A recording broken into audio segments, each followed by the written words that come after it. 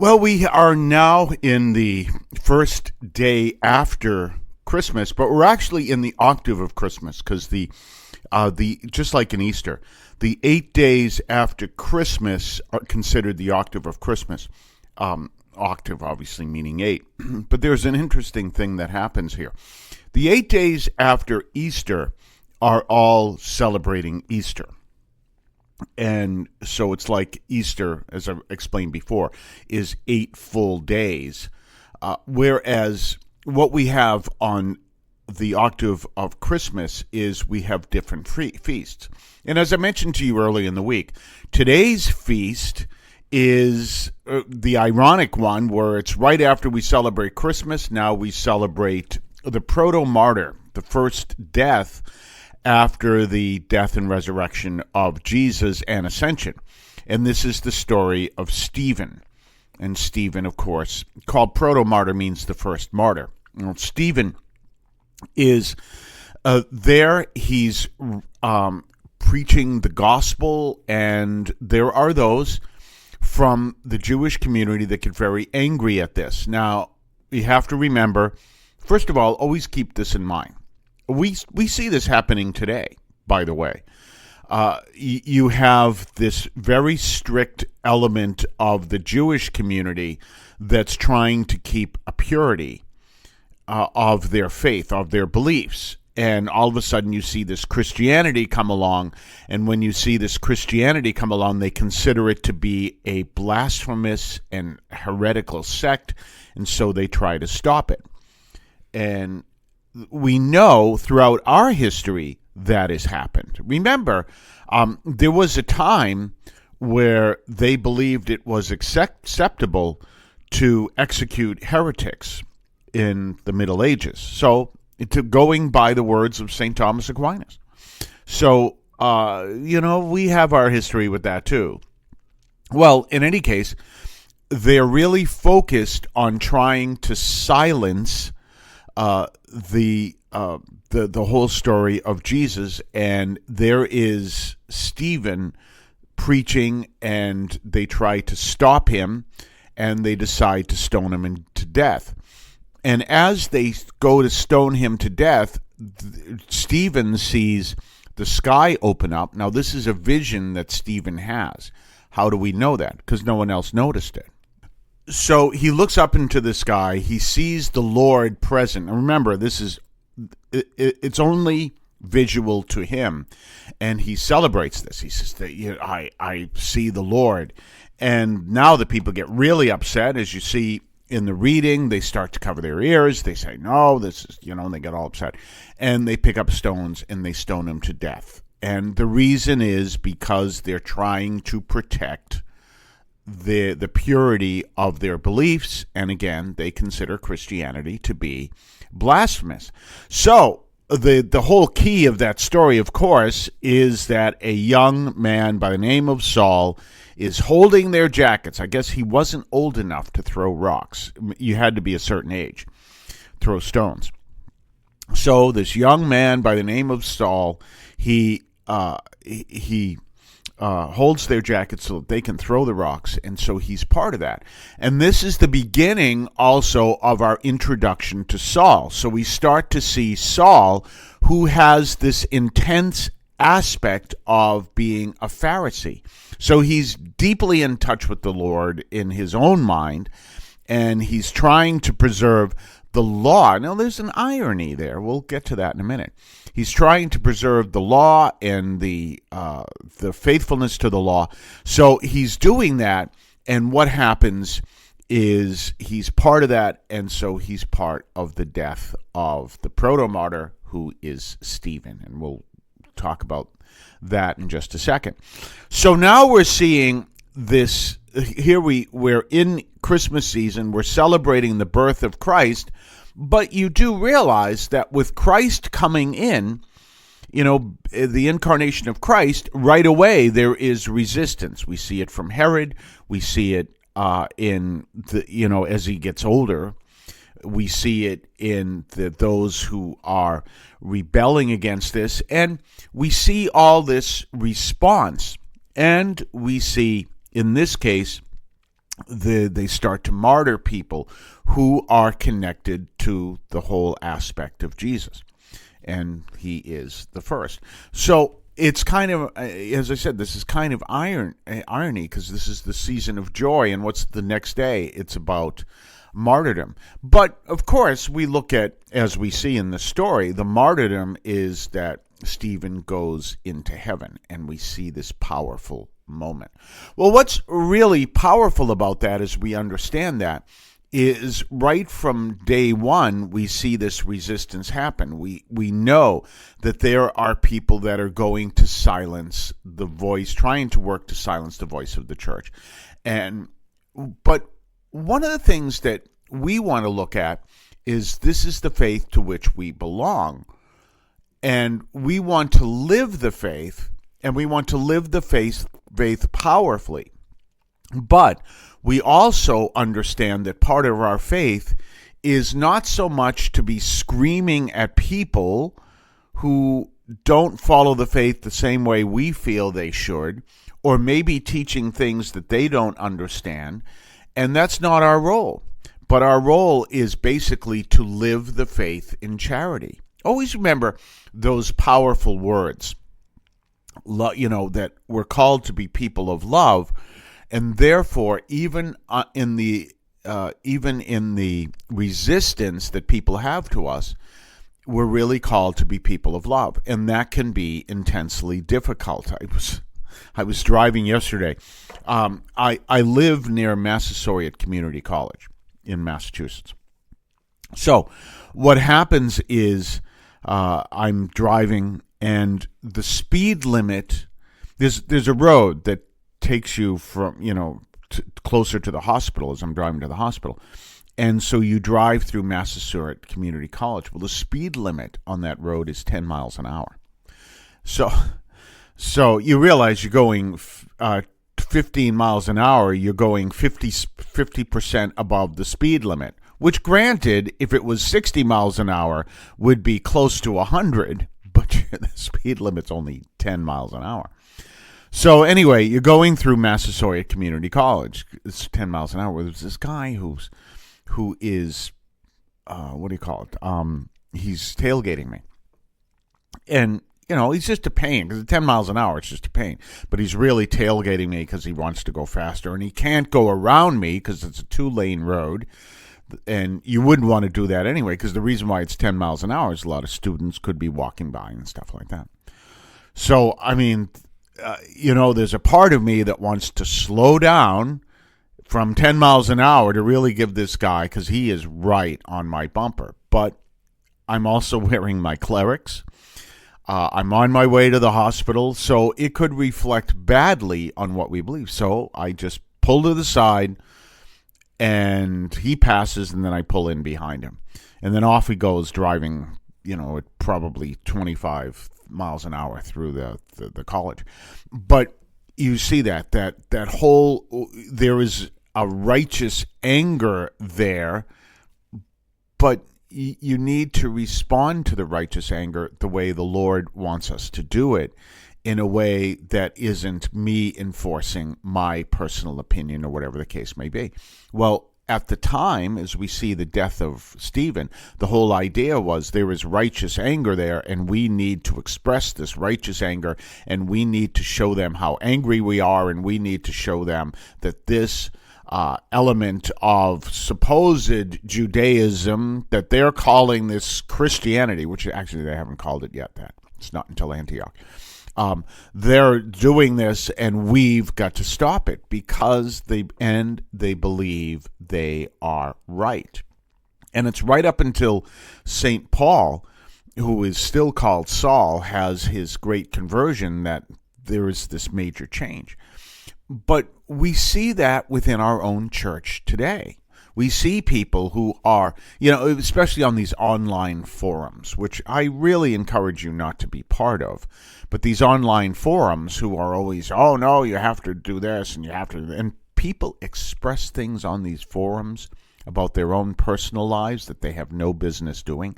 But you'll see people step in and they'll start saying things. They'll claim this and oh no, you have to go and you better not receive communion unless you go to confession because you're in mortal sin and all this other stuff. And the people who make all these statements are not qualified to make it. Yet they have the same attitude we see among the people who killed the Protomartyr, except, of course, the picking up stones and throwing it. But that same, I am working for the purity of the faith. No, you're being a pain in the neck is what you're doing.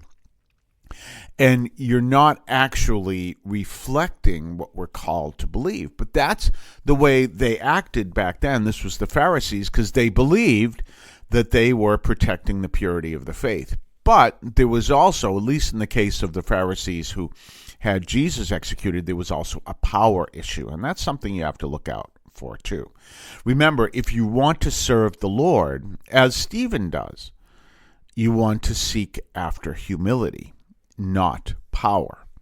And that's an important distinction. Now, what's that power issue? Well, there are people who, in the church, who have certain power, and I'm not talking about anything supernatural, certain power, and they get very angry if you challenge that power. And this is where trouble in the church comes, by the way, when that happens. When people trying to keep power. Now, they'll always do it in the name of what they believe is the right thing to do. Well, we're just protecting the church. No, you're being obnoxious. And they'll act in certain ways. They won't stone people, but they'll be very nasty, and we have to silence this, and we have to stop this. Well, that's the way the Pharisees acted at the time. And throughout the history of the church, we have people who act like that, and we're seeing it today.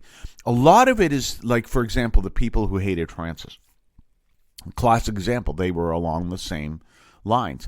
They didn't agree with what Pope Francis was saying, yet, in fact, Pope Francis never said anything that was against church teaching. Never. There's not a single thing he said. And the classic example, and I'll tell you a story about that, the classic example of that is the people who are so intensely for the death penalty, something I have no comprehension about at all. But they're really intensely for the death penalty.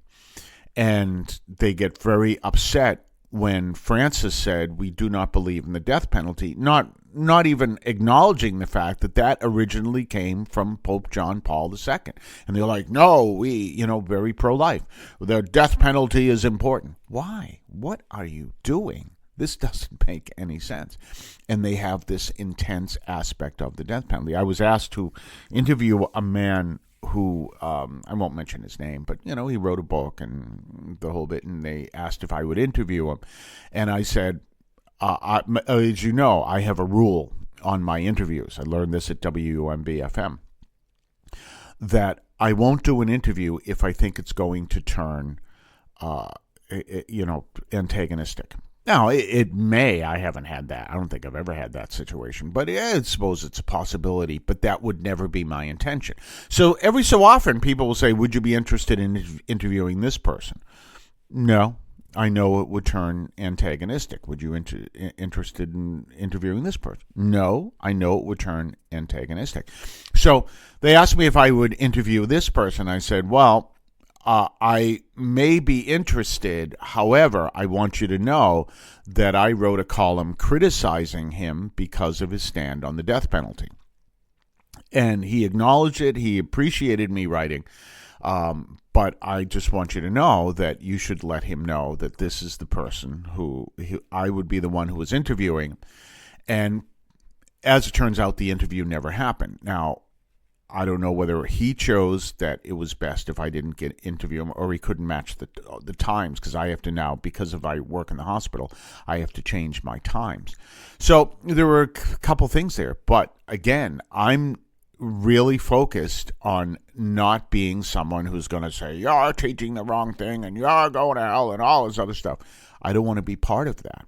I want to basically teach what and give a good interview that helps people understand what the person is trying to teach in light of what we believe. So you see that.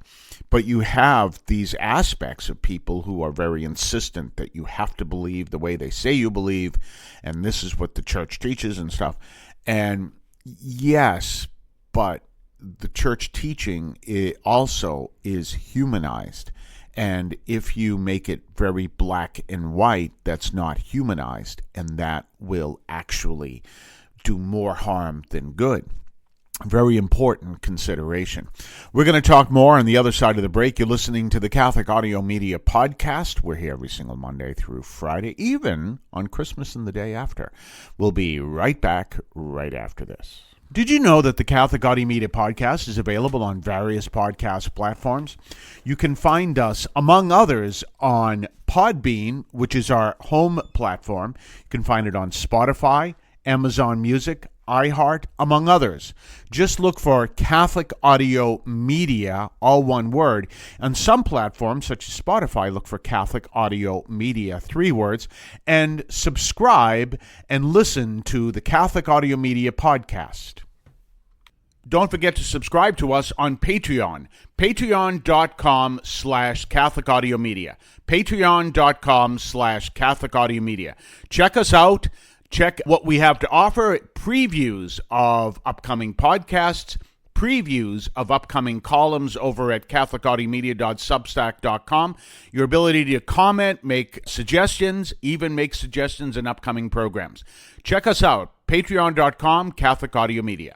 So we're back. So we've been talking about the Protomartyr, Stephen. And this is the day after Christmas.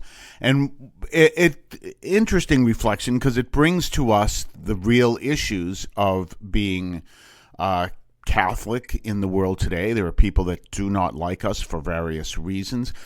But always keep in mind that starts from day one. And, it's important to understand that because that's part of who we are as Catholics. But generally, most people really don't care, who aren't Catholic, and don't care one way or the other, especially those who may be an atheist or something. There are some who are the militant atheists. There are some that are militant anti-Catholic Christians. There are those out there, but for the most part, most people are just kind of like, well, whatever, and they don't care. And so it's important for us to understand that, but it's also important for us to not become militant Catholics. You might say, wow, Father, didn't Pope Leo XIII say that we were the church militant? Yes, the church militant against evil. How do you fight evil? You don't fight evil by being nasty. You fight evil by living the gospel. One of the greatest ways to fight evil is being charitable. That means being kind. Remember the fruits of the Holy Spirit: peace, love, joy, patience, kindness, generosity, and self-control. If you want to know that you are living in the Holy Spirit, look for the fruits of those actions. But if you're this militant, angry, and some of the saints were like this, and they recognize it and they worked against this, militant, angry, you better understand this, then you're not living as Christ calls us to do, even if you are right. And St. Paul talks about that. That's the famous line from 1 Corinthians 13. And if we go back to it, look what Stephen does. Stephen doesn't angrily respond. He doesn't scream at them. He doesn't pick up stones and fight back. He looks to the Lord and knows that he's doing the work of the Lord. And that's what we want to be focused on. And the only way we can do that is being humble before the Lord. That's absolutely important. And that's also because that is the prime virtue that's absolutely difficult. And it's very difficult if you're one of these militant people in these online forums. There's no way you can be humble. You're actually more like the Pharisees that stoned Stephen, getting all upset and covering your ears when he's speaking of the Lord and everything else. No, that's not what we're called to do. We're called to be loving, and that requires prayer. This is one of the important things we've got to know. That requires prayer. When someone is militant and acting in ways that are nasty and everything else, that is indications that the person is not really being a good person of prayer. Prayer is essential. You have to bring your prayer to the Lord. It's an essential aspect of what we truly believe. And it's one of the things I've always taught. The most dangerous thing that I can do, is not pray. That is the most dangerous thing that I can do. So I make sure that is a priority in my day. And it's not just a matter, well, I said an Our Father, isn't that okay? No, it's sitting down, being in prayer. I try to do a holy hour every day. And sometimes, because of the way the time frame, and I have to be to work and all the other thing, sometimes I find I can't do a full 60 minutes. That's okay, as long as I'm spending a decent amount of prayer. One of the things, by the way, I do is part of my prayer time is I use Monsignor Jonas Abib's. It's actually one of my videos. Actually, several of my videos. Monsignor Jonas Abib's technique of reading the Bible. So I read a chapter a day. Right now I'm in Corinthians. I read a chapter a day, and I underline. And I've done a whole study on this. I won't go into the whole explanation right now, but I underline the various principles, promises, and commands, and look at what that's saying to me about how to live my life. So here I am. I've been a priest for 32 years.